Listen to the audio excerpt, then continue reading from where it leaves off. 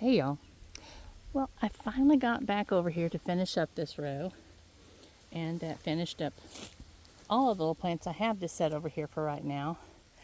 But I can tell you that this is the first row on this side of probably I'm going to say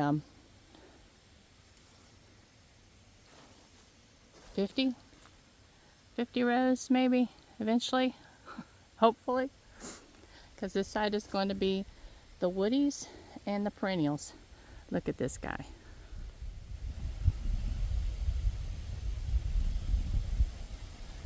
Oh, that guy is a leaf.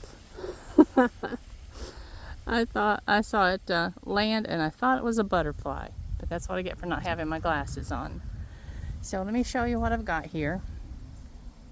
I have mountain mint down at this end, and the mountain mint, if you remember, it's kind of a bush, and it's a deer repellent. It is good for cuttings. Excuse me, got a drippy nose. Putting in cut flower arrangements. It has a really pretty flower, and it smells wonderful. And it's also sought after by florists. So we have several in two different places here. I have several different mountain mint, but just a few down here at this end. I've got to go over and cut some more cardboard so I can finish plugging up these holes and put some more of my composted sawmill stuff in there. There is a plant in there. You can't really see it so much because the leaf fell off, but that's a hydrangea, and another hydrangea, and these are all according to Chelsea hydrangea, and I'm going to take her word for it because I don't know at this stage. I can tell you when they're blooming, what they are. But here we have mountain mint, more mountain mint.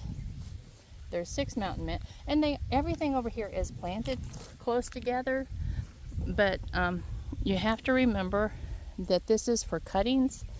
These plants will never get as full and bushy as they would in a home landscape. So, and also what we will be doing with these is obviously taking propagations off of them to do our own starts for, oops, I keep kicking my camera stand. These are the peonies. Some of them have lost their leaves and have died back now for the winter. Some are still going strong. So the only thing we know here is that we'll just have to wait till spring to see what survived the transplant. Chelsea has probably about 30 more in seed stage that are actually rooted, have a beautiful root system on them. We're just waiting for a leaf to pop in, and when they do, we'll pot them up, and they will just go in the basement, in the grow room under grow lights for the winter. And then this spring, they will go outside and just be babied outside until fall of the year, and we'll set them.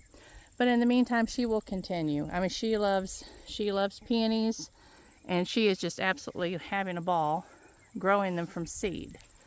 So I'm certain she probably has more seed on the way, unless she has some. There's no telling. There's absolutely no knowing that. And I know I have absolutely bored y'all to death with my cover crop. But this, y'all, is gorgeous. It's just gorgeous. Look at this. Of course, it's the buckwheat, which will die back when we get our first frost. But we also have oats in there. All those long skinny things are oats. We have peas in there. Look at the bee. Hi, darling. It's good to see you. Yes, it is.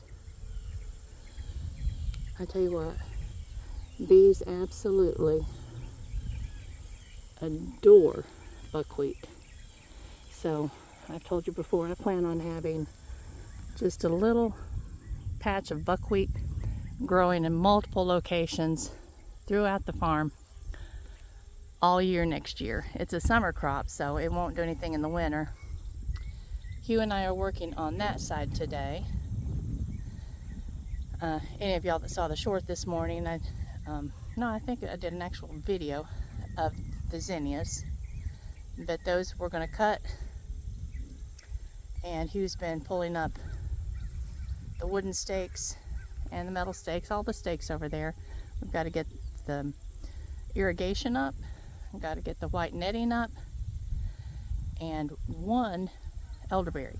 There's one elderberry over there that has to be saved because he is different from the two varieties that we have that we never kept marked, so we don't know which one is which. And for elderberries to put out the most little elderberries, you have to have two different varieties. I mean, they will produce, but they won't produce abundantly unless you have two varieties. So that one elderberry over there we know is a different variety from the two that we can't identify.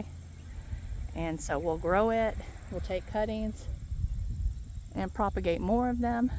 And so eventually we'll have lots and lots and lots of elderberry. And that one we're going to have to keep him labeled.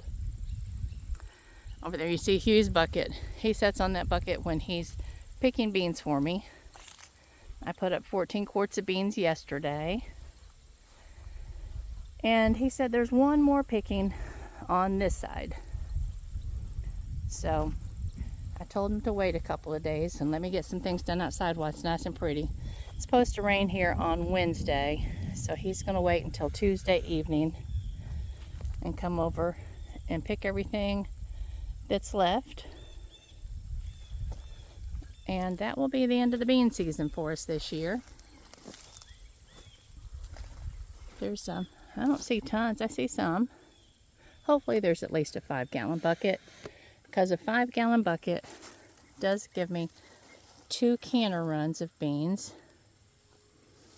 And that will pretty much be all we'll need for this winter. When Hugh was growing up, his mother, honestly, I kid you not, put up at least 150 to 200 quarts of beans every season. That was because my father-in-law loved beans. That was one of his favorite foods. So he ate pinto beans or green beans pretty much every meal except breakfast. And of course, they hired farm hands, and she cooked every day for all of these farm hands. And yeah, and we were going to save the seed off of those 2 rows. But we noticed that the turkey were over here in mass, and they were enjoying those. I told him, I said, that it just concerns me because I know that you're not supposed to feed raw beans to a chicken. And he said, no, he said they have a gizzard, and he said they will chew everything up fine enough so that it's not going to hurt them if it swells a little bit in their stomach. So I said, okay. So we gave the rest of them to the turkey. But I tell you what I'm going to do next year. I'm going to grow sunflowers, not the kind that Chelsea and I grow across, not for cut flowers, but I'm going to grow the kind that will just produce some huge, big old seed head.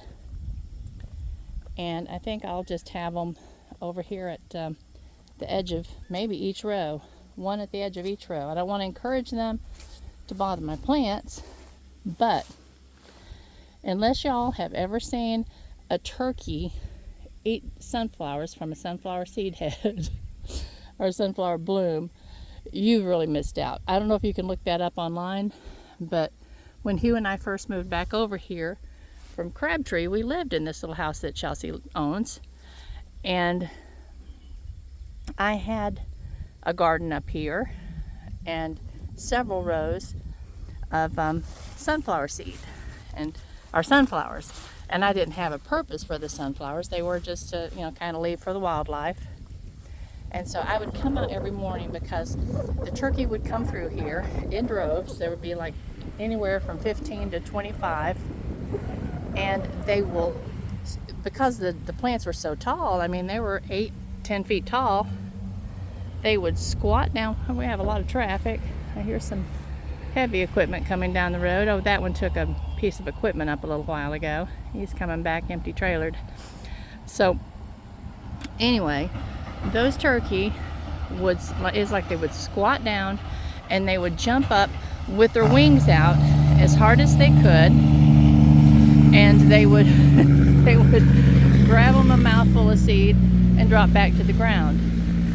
Oh y'all, to watch like 4 or 5 turkey at one time lined up at those sunflowers and squatting and jumping and grabbing sunflower seed, and it was so hysterical. I just stood here every morning and laughed and laughed and laughed. And at the time he was still working, so he wasn't here with me to enjoy that sight. But oh my goodness, I want to do that again, just all over the place, because we do have a lot of turkey come through and go up into the woods and on across the mountain. And of course, you remember me fussing because they were in my cover crop, and I was so afraid that they were going to eat all my cover crop seed. And he said, honey, you planted 140 pounds of seed. I don't think they can make a dent in that. And obviously he was right. They did not in any way diminish the amount of cover crop that I needed for this space. And that's just funny. I don't care who you are, that's funny. And y'all see how the color's just not quite there this year. It's just not intense. But now for an artist, this, when it turns just a bit more, when there's just a bit more brown and red and yellow and even somber colors, to me that's the best painting material. I've told y'all that before. I don't like real intense paintings. I like them to be soft and somewhat somber even. So I may get out with my camera and start snapping some shots this year, because when I paint, I actually do like to try to capture what it looks like pretty accurately. I don't like to embellish too much. I do remove things like telephone lines and any kind of vehicles that I don't want in it. You know, if it's an old farm vehicle or something, I probably leave it, or farm implement. But I just like I'm gonna trip yet, y'all. These weeds are getting me. But yeah. But those big old oak trees up there, they're usually blazing by now. They're just beginning to turn, but it looks to me like their colors are just going to be a little somber. This one also, just a little somber. The trees over top of the house are really the brightest ones I've seen so far this season. So I don't know. It is what it is, and we'll enjoy it for what it does.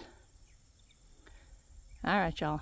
I'm gonna go find Hubie. He's probably inside getting him a drink of water or Gatorade, and we will get started back on that field.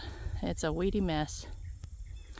But before I do anything, before we start cutting it down, I am going to come through and very quickly gather all of these that I can. This is my buckwheat seed.